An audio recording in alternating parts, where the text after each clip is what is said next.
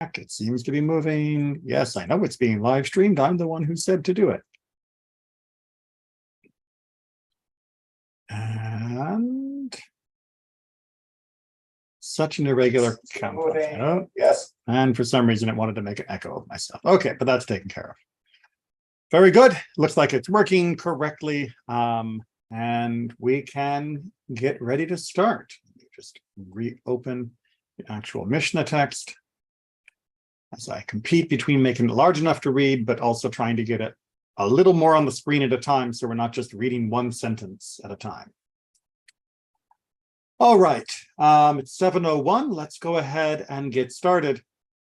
First of all, just an FYI for those of you that are watching this live, this has been a few weeks since our last session. So I understand if there are additional questions that people need because of the delay, but there were things going on in the life of our congregation that unfortunately preempted the easy holding of these classes at their time. If you were coming from the last video, however, you may recognize that I put a little bit of a content warning verbally at the beginning of that video, and I'm going to sort of repeat it again now, because now we're definitely in chapter 3. And in chapter 3, we are going to get the most detailed description of different types of miscarriages and stillbirths that we as a class have come across. And I want you to understand that we are in the middle of Mishnah. Now, what does that mean? Well, it means that Mishnah is not approaching this from the point of view of how a congregational rabbi or how a layperson would approach a miscarriage. That is to say, a congregational rabbi and a layperson who has studied would want to use the teachings of the entire Mishnah, Talmud, Midrash, everything together to offer consolation, comfort, and any possible support that was available. Mishnah, on the other hand, has a different job. It's not an opposite job, and I want to make that really clear. This is not the opposite job. It is a complementary but different job, and that is to provide clarity for what halachic, what mitzvah obligations there are in the moment of life that has now transpired. The same way that halakha is given for moments of celebration, whether it be a birth, whether it be a wedding, or a brit milah, or any other moment in a life cycle, halakha is also there for when we are suffering, when we are grieving, whether it be for a miscarriage, whether it be for a stillbirth, whether it be for a funeral of any type. We have halakha. Now, the halakha is not there to take away the emotional side of these tragedies. It is not there to paper over the grief that we feel at those times. Judaism is not stoic. Judaism is not being a Vulcan. The law is there to guide us, both so that we know how to allow our emotions to be expressed, of what direction we should be focused in, but also know what limits to our grief there might be, and what measures of consolation there might be. It doesn't matter whether it is a positive experience or a negative experience in life.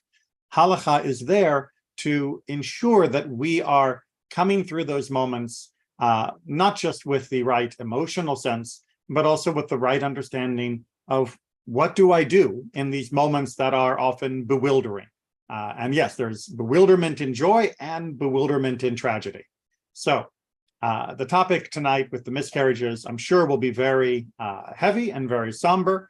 It will sound very clinical at times, very almost scientific, although that's not quite the right word, since the rabbis were not getting out microscopes, and we'll talk about some of their scientific understanding a little bit later. But being clinical is what you want when you need some clarity for what the actual halakha is. This does not override the emotion. This simply guides and gives shape to that emotion. So let's make sure that we are not getting the wrong idea here. This is not Judaism being heartless. This is Judaism providing the framework of support for the mitzvot of how do we respond in these cases. And the part that, of course, is not being talked about, because it's not Mishnah's job to talk about it, is all of the additional emotional, communal support that would come from everyone around the people going through the tragedy. So that's a little intro. Well, actually, it went on for about 5 minutes. It's a long intro, but I want to make sure, because there are people out there that believe that Judaism does not have enough passion, spirit, and all of that, and that's simply not the case. And there are people out there who, unfortunately, think that once they've done the halakha, that all of their obligations and duties are discharged. That is also not the case. We need a complete human being to be involved in any part of life. Mishnah is telling us about the halachic part of that human being.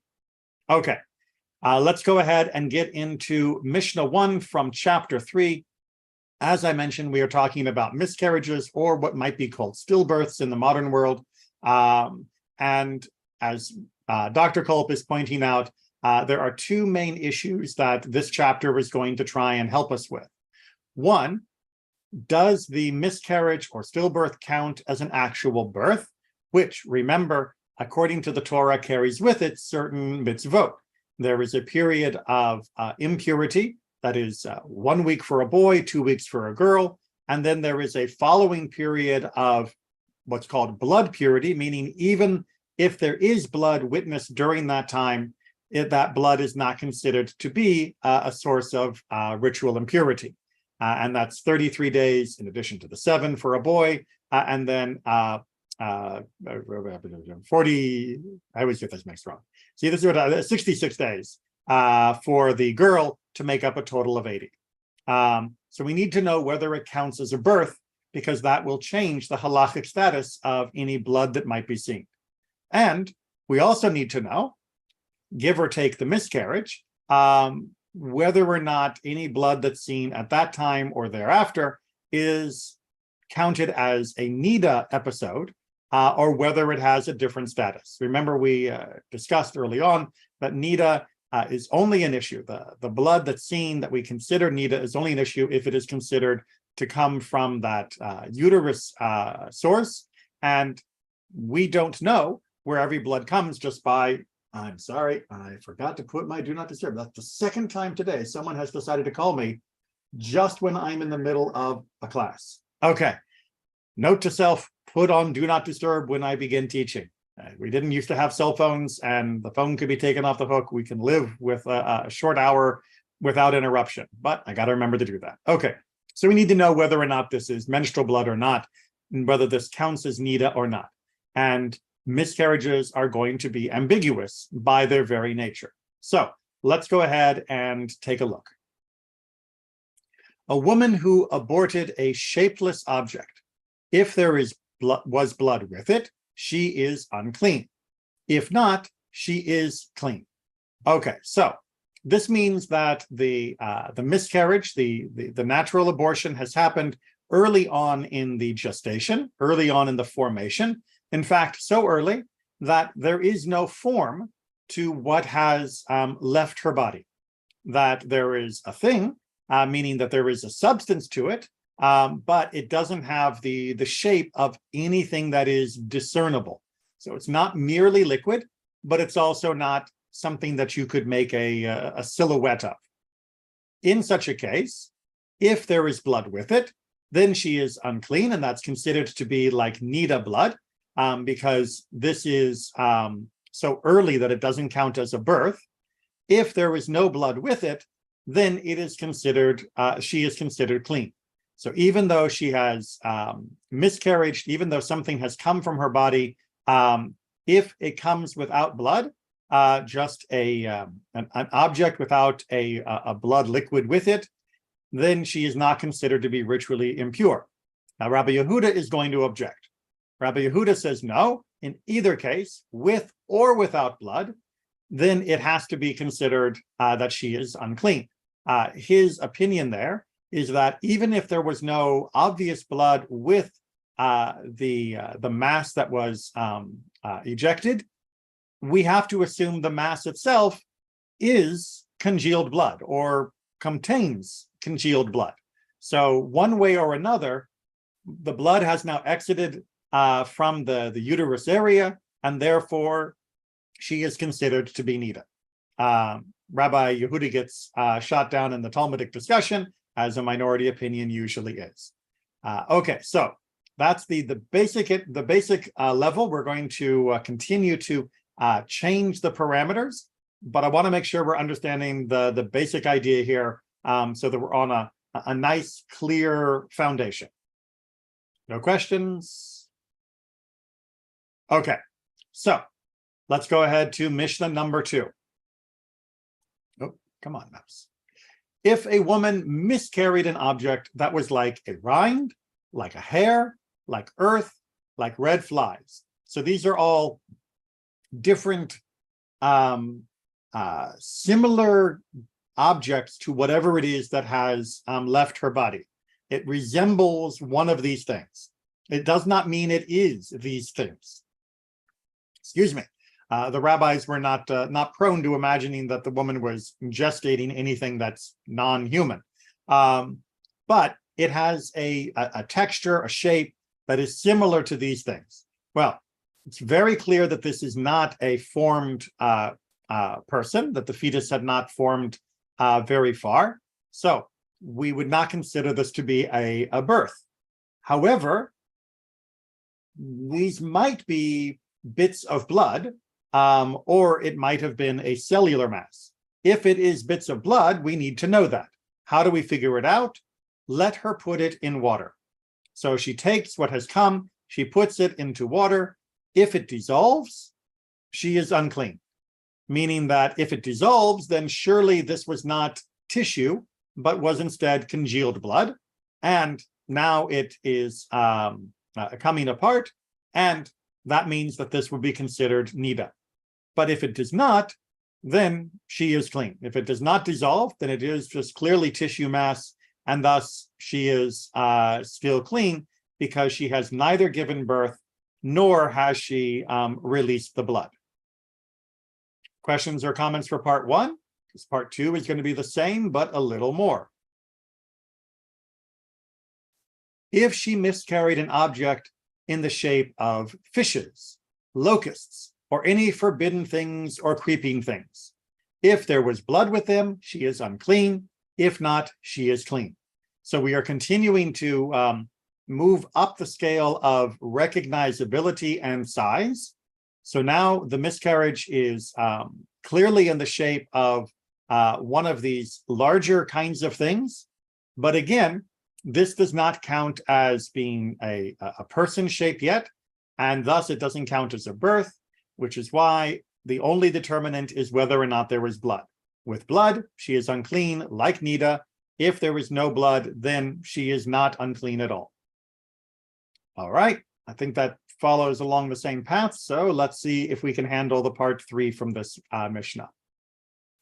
Just as a little at the front, the following section is the words of Rabbi Meir. Rabbi Meir loses this argument. If she miscarried an object in the shape of a beast, a wild animal, or a bird, whether clean or unclean, meaning whether the species would be considered clean or unclean were we to encounter it not coming out of a person. Now, again, does this mean that she is actually giving birth to an animal, a bird? Of course not. What it means is that the fetus is more developed and the shape of the fetus has gone past fish and become more animalistic. It is still not a human shape. Nobody would look at it and say it is human, but it is definitely into the area of a vertebrate and into an animal or bird shape. And at that point, we have to make a determination. And Rabbi Meir, again, this is his opinion, if it was a male, meaning if you can determine that this shape of a beast, of wild animal, bird is a male one, then she sits at uncleanness as she would for a male. And if it was a female, she sits at uncleanness as she would for a female. So again, that would mean 1 week of ritual impurity for a male, 2 weeks of ritual impurity for a female. But if the sex is unknown, she sits in uncleanness for both male and female. the words of Rebbe Meir. All right, so if you can't identify the gender, because after all, this is still a imperfectly formed fetus, then you have to use the stringencies of both, meaning that you would sit with impurity for 2 weeks, the stringency that is attached to if it had been a female, but you shortened the period of blood purity to the male length, which is only 33 days beyond that. So you use the most stringent ruling from both sides if you cannot determine the gender of the fetus. Everybody following Rebbe Meir's opinion here? Right? Yes, Natan. Sorry, Rabbi, because you were using now and before the same comment, and I know that we spoke about that before. I know I studied it many times. Now, maybe because I'm mentally exhausted, but I can't remember. Why was the double of time for impurity for a girl and a boy? That's an excellent question. The Torah doesn't tell us. This is in Parashat Tazria. And the Torah doesn't tell us. There are many different commentaries that try to hypothesize of why the Torah doubled for a woman, the birth of a woman compared to the birth of a man. But the Torah itself is not explicit, and the oral Torah does not come down definitively on one explanation. So I will refer you to, I don't remember, I think I did actually go into this a little bit. Yes, this year's Tazria class, which is on YouTube, I went over that topic with some of the different options from the different commentators. So go back and review that, or any other Tazria one I've done. I've often talked about the topic because it is so interesting. But we do not have 100% reason for it. And the Mishnah is not the Midrash, meaning the Mishnah doesn't explain why very often the Torah gave a certain rule. The Mishnah's job is to tell us what the rule is. So I'm not going to go into it more than that because there are so many different opinions. But if you go to Sefaria, look up the beginning of Parashat Tazria, and you can see there's like 100+ different commentaries on that very topic. Okay, perfect. Thank you. The important thing for us to remember tonight is 1 week for uncleanness for a boy, followed by 33 days where she is ritually pure, regardless of whether you see bleeding or not, and 14 days where she is considered impure if she gave birth to a girl, followed by 66 days where she is considered to be ritually pure, even if there is blood. And Rabbi Meir is saying we use the stringency from both. So the impurity expands to the girl length, 14 days, but the blood purity, where blood is seen, is not considered impure, is shortened to the boy's length, which is 33 days. Aaron, I think I see your hand up. Yes, Rabbi, briefly. So that means there's a period of time, the 7 days after the second week, where we don't know if she should be pure or impure, right? The blood? There's after the second week. Right. Well, there's doubt already. I mean, this whole thing is built around Rabbi Meir trying to deal with the doubt of, we don't know, first of all, if it is an actual birth, although he seems to be saying that if it's this much of an animal shape, that should count. But the second issue is we're just going to take, because of the doubt, the stringencies from both. So we don't know whether she should be impure at all. This is all based upon a doubtful circumstance. Right. But well, we know she's impure for at least 7 days. Well, yes, we know she's impure for 7 days because if it had been a birth, then at least it would have been a male, and that would have given us 7 days. However, we're not 100% sure this was a birth. We're not? So, well, we're not. So Rebbe Meir's opinion is saying that if it's this shape, it should count. But it's unclear whether this is a stringency or whether he actually believes this is what the Torah is saying is the minimum measure for the birth of a child. That would count as a birth rather than a miscarriage. And given the fact that the child cannot even be identified fully as human, let alone its particular gender, I think we have to err on the side of this being a cautionary ruling. But can't we identify the child as human based on the fact that it's being given birth from a human and only humans give birth to humans? No, we can identify it as being a human, but we can't identify it as being a human child as a legal term, meaning that it doesn't actually count as a birth. Maybe I can back up a little bit. At least prior to the first 40 days, until the first 40 days have passed, and we'll talk about this a little bit more, but as always, the Mishnah doesn't always give us the information in the order we might want it.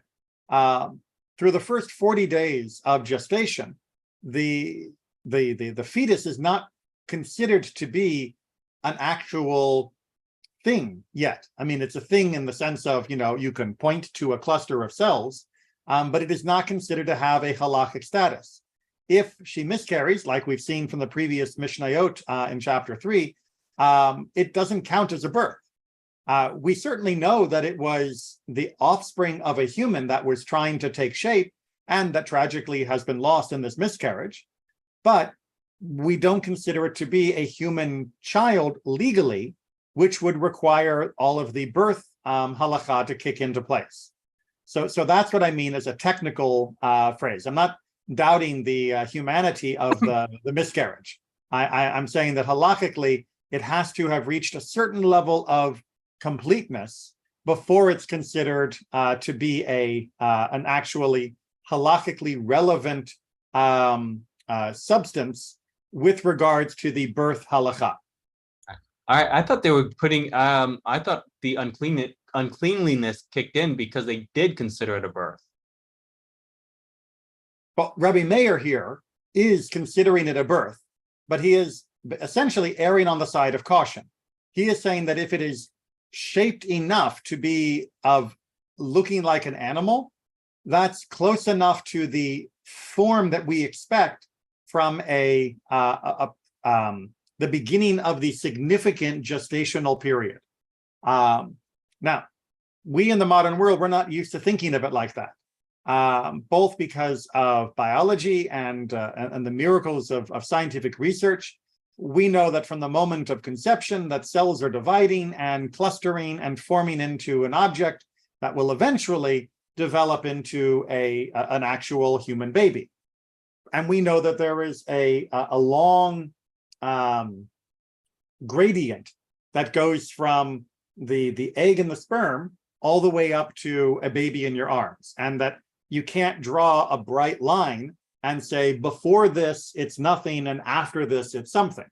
And that has been doubly reinforced because of the anti-abortion rhetoric in American politics, to make us constantly think that any cluster of cells should count the same as an actual baby in your arms. Judaism does not play by those rules. Judaism has a different understanding of the significance of the timeline of gestation.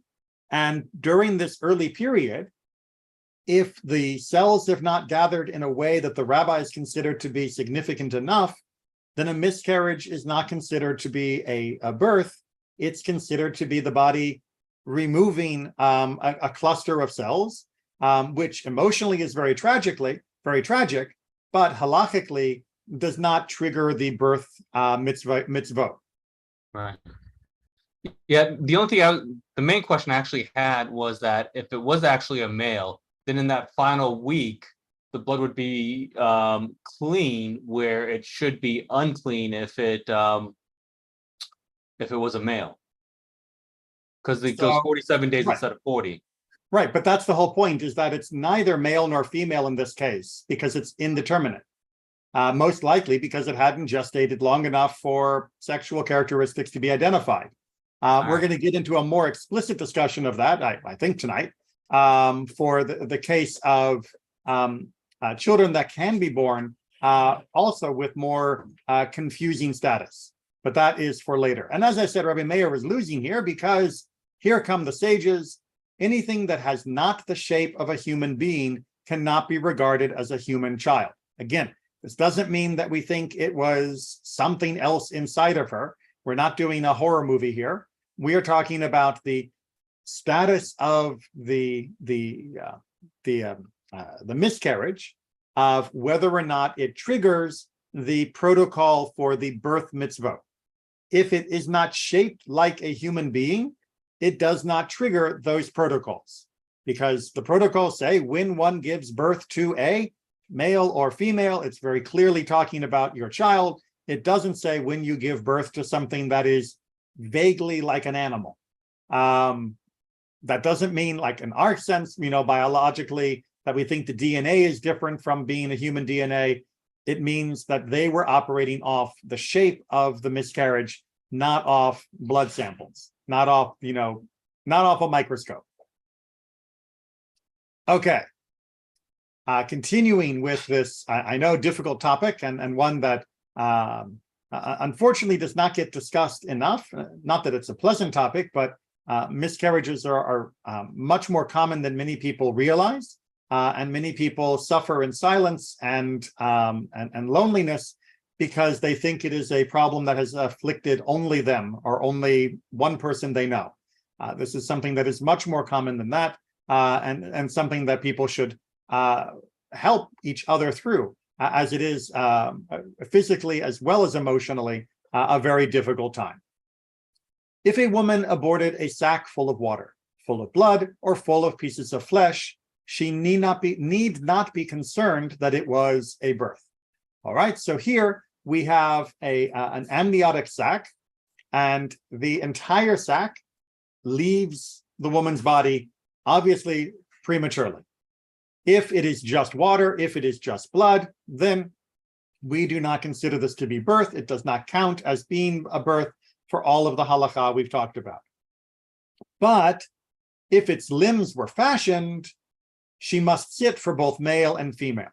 So if within the sac you can see limbs, then yes, we do consider it to be a birth. It has formed enough now, and she would sit as the stringencies we discussed with Rabbi Meir's topic, meaning she would sit 2 weeks as though it had been a girl, but she would only have the additional 33 days of blood purity as though it had been a boy.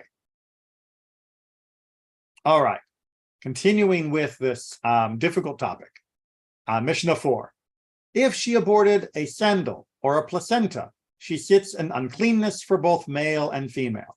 All right, so a sandal in this case is a euphemism that in the modern world I don't think people would resonate with, but that's how idioms often work, and it's a reminder, of course, that if you have euphemisms and terminology like this, it's because people actually talked about these cases, whereas in the modern world it has all been hushed up. A sandal is a fetus that has been prematurely born through miscarriage, that the face is not yet formed. So it is clearly the limbs and shape of a human, but the face is not yet formed in a way that would be considered a human face. So in such a case, or if the placenta comes out, she sits in uncleanness for both male and female. Now, why is she sitting in this uncleanness for a placenta? The placenta is not a fetus, and absolutely they knew the difference between the placenta and the fetus. These are people who were very familiar with birth, literally hands-on. Well, because there would not have been a placenta had there not also been a fetus. That was the opinion in the ancient world, that the placenta would not spontaneously form and would not form fully enough to be noticed in this way, should it be miscarried, unless the fetus had gestated long enough to form into something that should be considered a human child. Now, whether or not that is the scientific timeline in modern biology, well, this is one of those places where we bow to the halakha, even if some of the science might suggest differently. Now, this is certainly worth reopening if necessary, and with additional research, it might be worthwhile. And certainly if the temple were restored and we were very particular about the uncleanness issues, this would be worthy of additional study in modern scientific terminology. At the moment, it does not seem to be such an issue. However, in the ancient world, this carried with it another very big question mark. If a placenta is in a house, the house is unclean. Not because a placenta is a fetus, but because generally there can be no placenta without a fetus. Rabbi Shimon says the child might have been mashed before it came out. All right, so before we get to Rabbi Shimon's gruesome commentary here, let's understand this issue about the house being unclean. We as a Mishnah class have not talked about this topic a lot, but in general, the halacha is that if there is a dead body within a structure, the classic word is ohel, meaning tent, then other things within that airspace covered by that structure also are rendered ritually impure. So a fetus that has been gestated enough to be considered an actual birth, even though it was miscarried, or what we might call now a stillbirth, would certainly be considered a source of ritual impurity. Ritual impurity. As such, if we note there's a placenta, there has to be a fetus somewhere in the house. And yes, that is a grisly deduction, and one that we should all be grateful for in the modern world, that we would rarely have to even consider as a possibility. But it is certainly possible, especially with the lack of prenatal care in the ancient world, that a woman might have lost the fetus at some point, and perhaps in her sleep it might have been exited the body and then and lost within the various sleeping arrangements of that time period, and the placenta comes later, and that is what is noticed. When you notice the placenta, you know there must be a fetus somewhere else around, which obviously would be found and then properly buried, but that's why they're talking about the house being ritually impure. Now, Rabbi Shimon gives us a alternative explanation. He says we cannot claim the whole house is ritually unclean because the child might have been reduced to a mere tissue, might have been internally torn apart to the point where it no longer had a shape that would be considered a human, at which point we wouldn't consider this to be a source of that ohel impurity for the house. It's not exactly a happy alternative, but again, Rabbi Shimon and the sages are not arguing about what emotionally we would like to see happen. They are arguing about what the halacha should be in the given circumstance. And as is often the case, the singular opinion, Rabbi Shimon loses that argument. Yes, Sarah.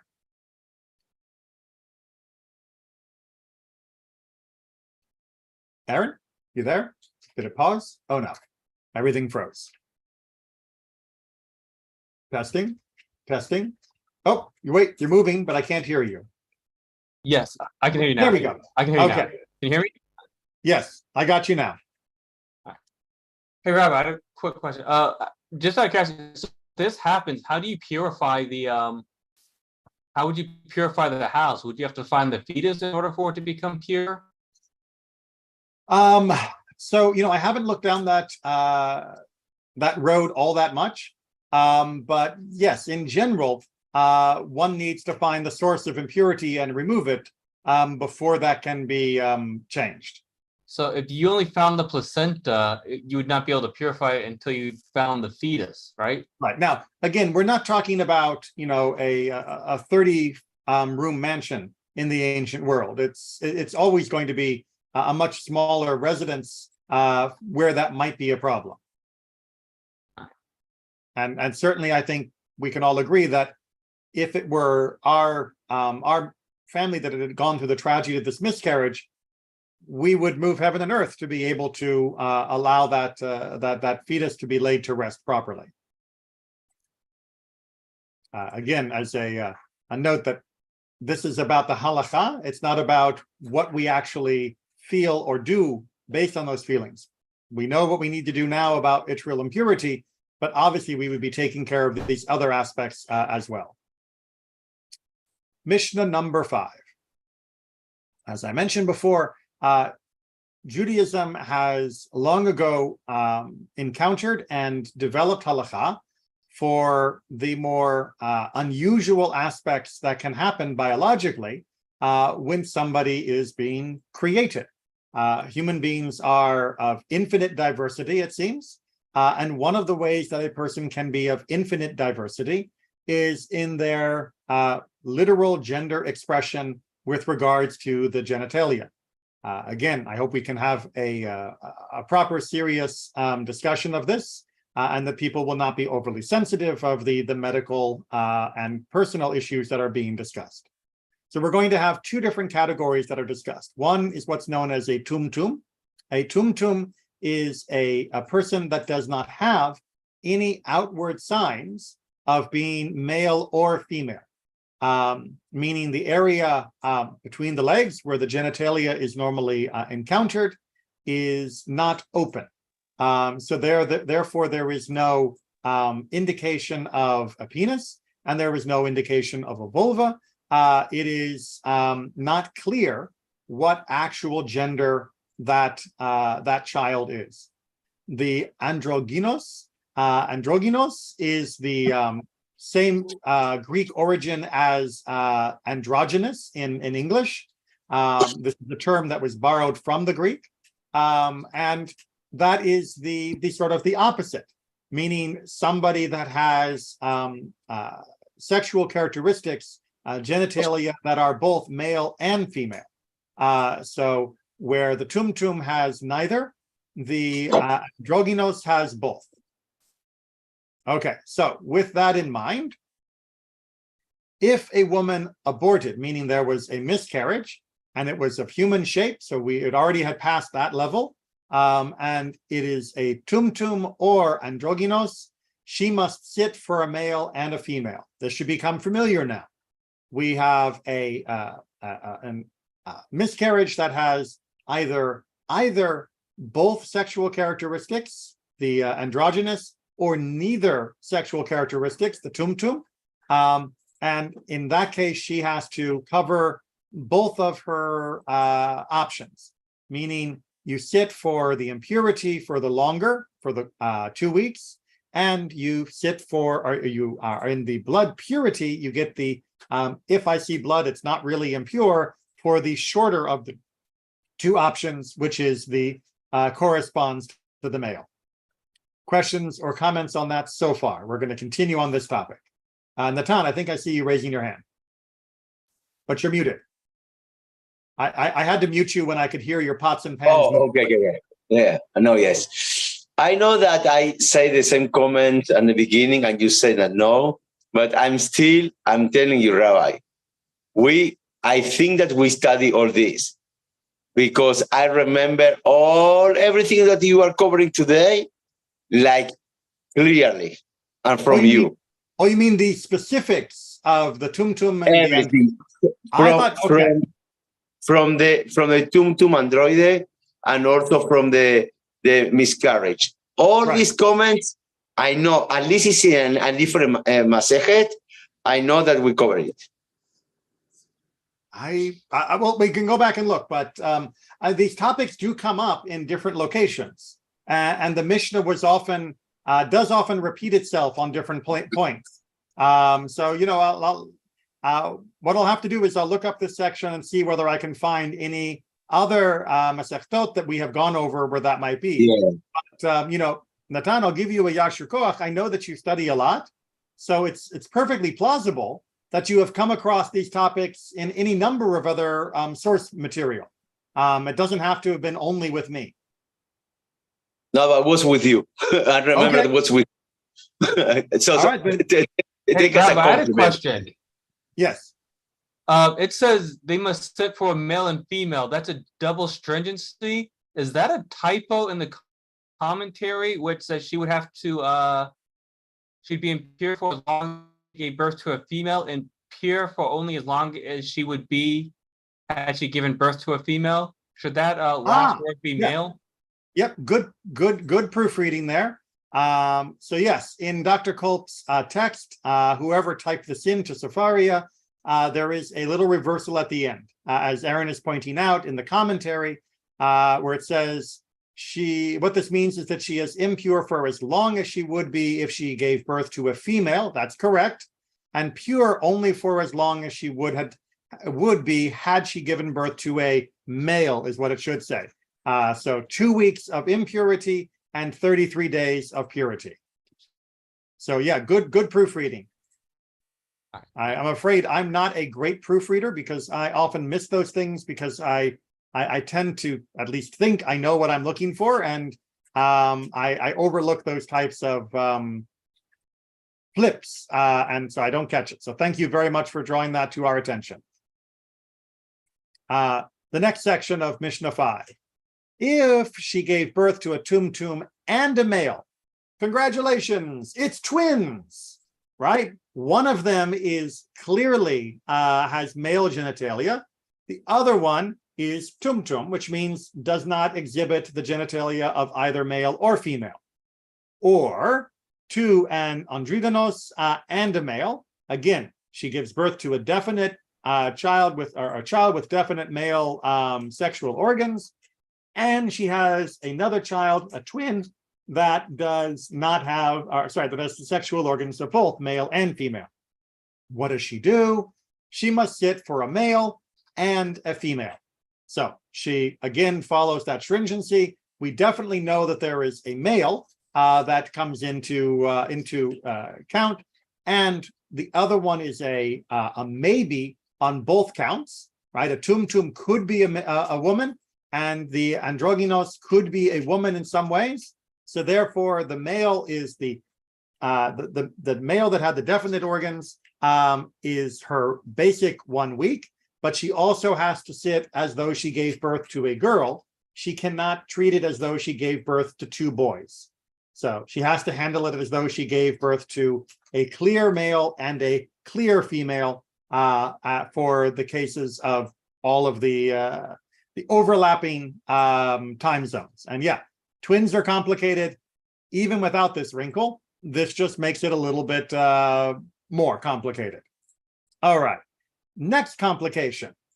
If she gave birth to a tumtum and a female, so she has a definite infant with female characteristics and the tumtum, which has neither, or an androgynos and female, she has a definite female characteristics in one and both characteristics of the other, she must sit only for a male. So as Dr. Kopp points out, we know she gave birth to a girl. That one was definite. So that means that she has to maintain the impurity for at least that 14 days. And as far as the days of purity goes, well, we are certain that she is pure for 66 days, because even if it was a boy, she would still, even if it was a definite boy, like as if you gave birth to a boy and a girl, you would still have the definiteness of the girl to rely upon for the 66 days of blood purity. Okay. Next, we get into something that is very, very commonly quoted in the American political Jewish debate about abortion. If the embryo came out in pieces or in a reversed position, it is deemed born as soon as its greater part come out. So when you're actually in the midst of the birth, and this would be the case of whether it is a stillbirth or whether it is a live birth. If it is coming out irregularly, meaning not just head first, so a breech birth, or the body has had problems and didn't join or has come apart, so only some of it is coming out at once, the baby is not intact. And yes, I know that is a horrible thing to consider, but we need to know medically what the status is. We need to know halachically what the status is. Medically, we know. Then we consider it born once the majority of the fetus is outside the mother. So if you're coming legs first, we have to wait until the majority of the fetus comes out.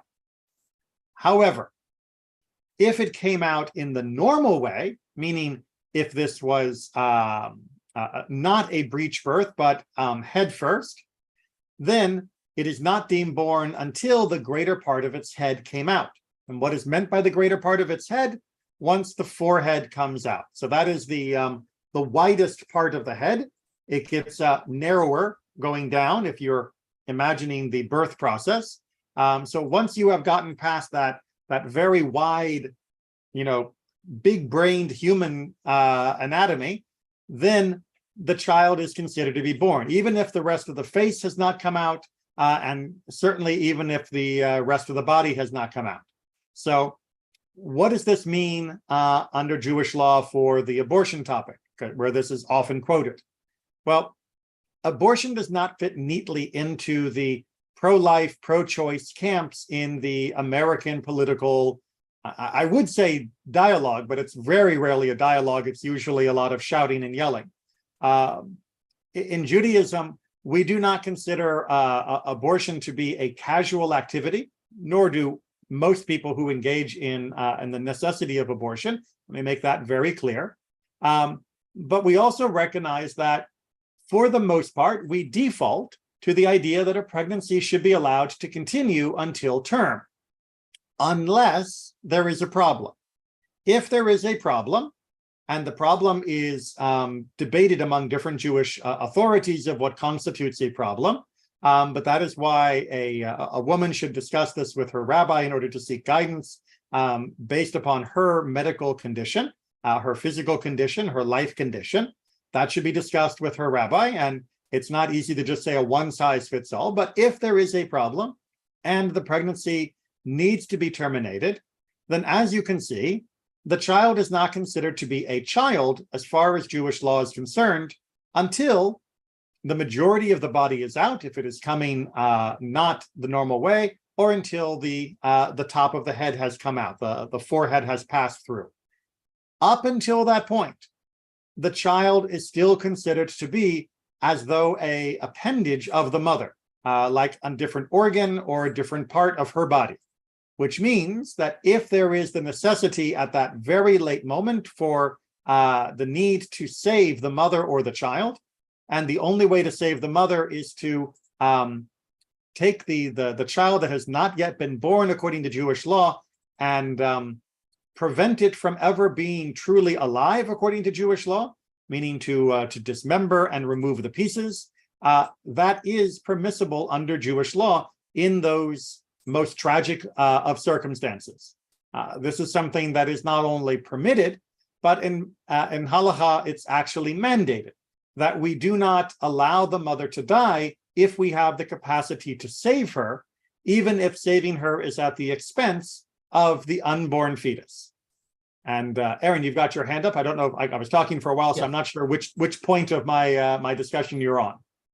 Yeah, I actually have two questions about the theory of that. My understanding is there's two main theories of that, one by Rambam and one by Rashi. And does Rambam consider it a human life at conception? So human life is a wonderful term in the American debate.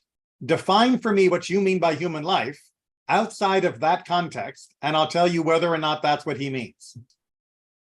We just went over this, I think, a while ago with a rabbi one time, and they were going over the two different opinions. And I thought the only reason Rambam thought it was permissible is because they considered the fetus a rodef. A rodef, yeah, a pursuer. Right, and that is indeed one of the halakhic argumentation that the rodef is a legal technical term. In fact, one that I discussed just recently in my sermons of somebody that is pursuing another in order to kill them, or a few other horrible acts as well, and we are given permission to kill them even at the expense of their life. That is given permission. So if half the body's already out where it's feet first, how come the rodef argument no longer applies then, if that was the justification? So at that point, you no longer have it as a auxiliary to the mother, and therefore it is two that are locked in a you might say a life or death struggle, and neither one of them has priority. Neither one of them has an elevated status vis-a-vis the other one. So I they thought- are not, even with the idea that Rambam puts forward that we should treat it as though it were a life in most respects, that doesn't mean that it actually has equal standing under Jewish law as the mother herself. I thought a rodef always had the status that you could kill a rodef. A rodef always has the status if you can kill a rodef, but you can only qualify the fetus as a rodef while it is not yet an independent person. Once it's an independent person, then the mother could be considered the rodef that is preventing the child from living okay. So they become equally, that's what I mean by life or death struggle. They're like locked together. Neither one of them is the hunter. They are both trapping the other. And again, this is not conscious, which is why this is only a metaphorical rodef. It's not as though the child wants to cause this problem. It's not as though the mother wants to cause this problem. So the intentionality of the rodef model, which is usually of primary importance in actual, like somebody running down the street with a knife kind of thing, it doesn't actually figure into this this discussion. Now, did you have a second question too, you said? Yeah, the second question was, is the fetus deemed to have a soul? Because I know the Talmud talks about an argument of that with between Judah Hanasi and Marcus Aurelius. So yes and no. There is a lot of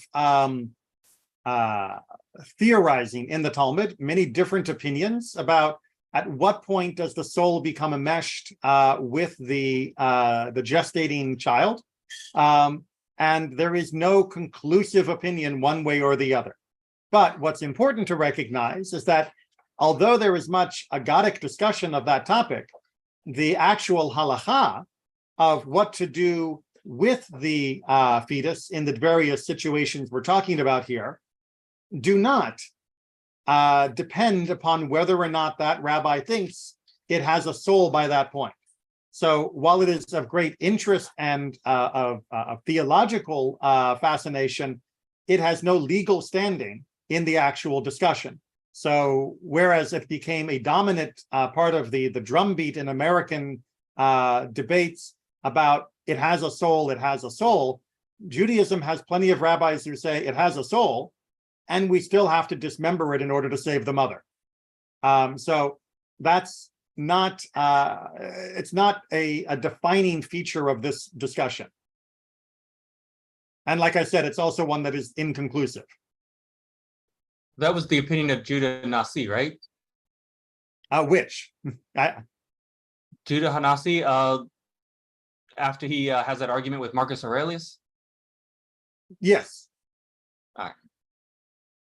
All right. I think we can get 3-6 in as well. If a woman miscarried and it is unknown what it was. So again, she miscarried and we don't know what the child was, meaning male or female. She sits for both a male child and a female child. So this could just be she gave birth and she is unclear as to its status for whatever reason. Maybe she forgot, or she looked, buried, and forgot. This is a hypothetical, not a likely situation. It's just a hypothetical. Then if you cannot remember or know the gender, then you sit for both, as we have discussed. If it is unknown whether it was a child or not, she sits for both a male and a female and as a menstruant.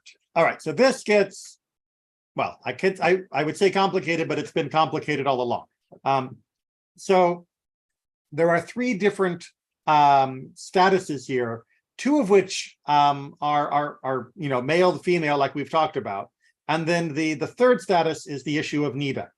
Well, if she gave birth, even if it was a stillbirth, miscarriage, we treat it as though it were a child. If we're not sure, we do the stringency male and female like we've been talking about. But if she miscarried and we don't actually know that it wasn't formed to the degree that it is considered to be a child, then we've got a bit of a head scratcher, because it may not be. And if it wasn't, then there is no period of blood purity. And that means that blood that she sees at later times has to be considered as though she were Niddah. So that's what Dr. Kolp explains in lengthy detail here. And I'm not going to read it all for you because that's a good enough summary, I'd like to think. And he'll give you the actual math of the different times and different situations of when you see blood here, when you see blood there. And I'll just scroll it through for those that are using YouTube to watch this later and aren't on Sefaria for themselves. It's trying to work out at what point would it be considered blood purity, at what point would it be considered Niddah, at what point would it be considered the impurity from the actual birth. And that's a very complicated way that this would get worked out. Thankfully, this is primarily a hypothetical situation, as I would imagine most people would have taken every effort to make sure they could identify exactly what the miscarriage was, where it was in its gestation, and thus be much clearer about exactly what she needs to do. All right, hopefully everyone's got a chance there. Let's go ahead and take a look at 3.7. If a woman miscarried on the 40th day, she need not be concerned that it was a valid childbirth. So up to this point, we have been talking about how does it look, how does it look, how does it look? Well, on the 40th day or earlier, the rabbis did not believe that the fetus could even be considered close to being a child. In fact, there's much reason to believe that they didn't even consider it to have been formed at all, that it was just water, a swirling amniotic soup that was about to be pulled together into the fetal form that would be identified later. So as far as halakha is concerned, prior to 40 days, it is definitely not a birth if she miscarries. As Dr. Kolp points out, this is not a unique opinion. This was widely held in the ancient Mediterranean area, and Aristotle himself is also on record having the same opinion. On the 41st day, she sits as for both a male and a female and as for a menstruant. So since we now are going off just the time rather than the identification, then if we're going off the time only, once we have triggered 44 and onward, we're not sure what it is because it definitely has not formed well enough to identify those things.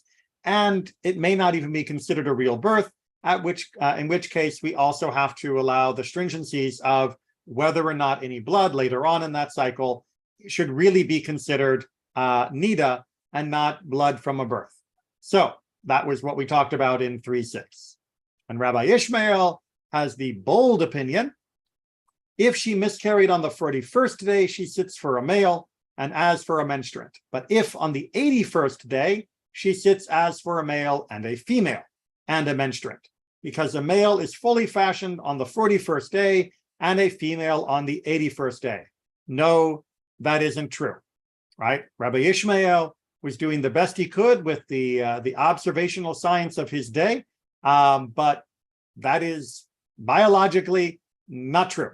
Male and female fetuses develop at the same time. There are some differences in how the actual genes get expressed, but what's going to become a boy and what's going to become a girl, they don't wait 40 days longer if it's going to be a girl to begin to really get fashioned.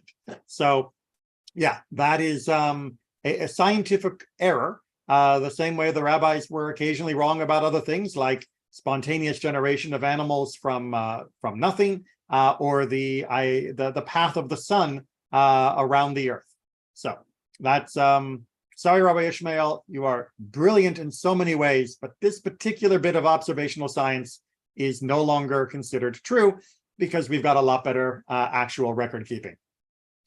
But the sages say, because they disagree with him too, the fashioning of the male and the fashioning of the female both take 41 days. Phew. The actual halakha is very clear and is consistent that both male and female fetuses will gestate in the same pattern. Roughly speaking, there's some, expression issues going on at different times with the DNA, but both of them are on the same timeline, the same trajectory, and 41 days is that important day for both of them with regards to the status if there is a miscarriage.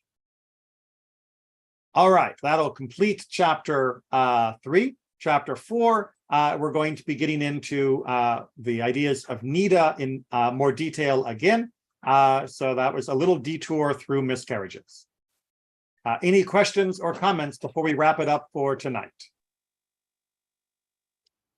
All right, I'll go back and double check if we've looked at this before. At least some of it. I'm sure we did not do the 4181 gestation thing before, but who knows? We all study a lot, and it begins to swim sometimes. So take care, everyone, and I will see you all for our next class, hopefully as regularly scheduled.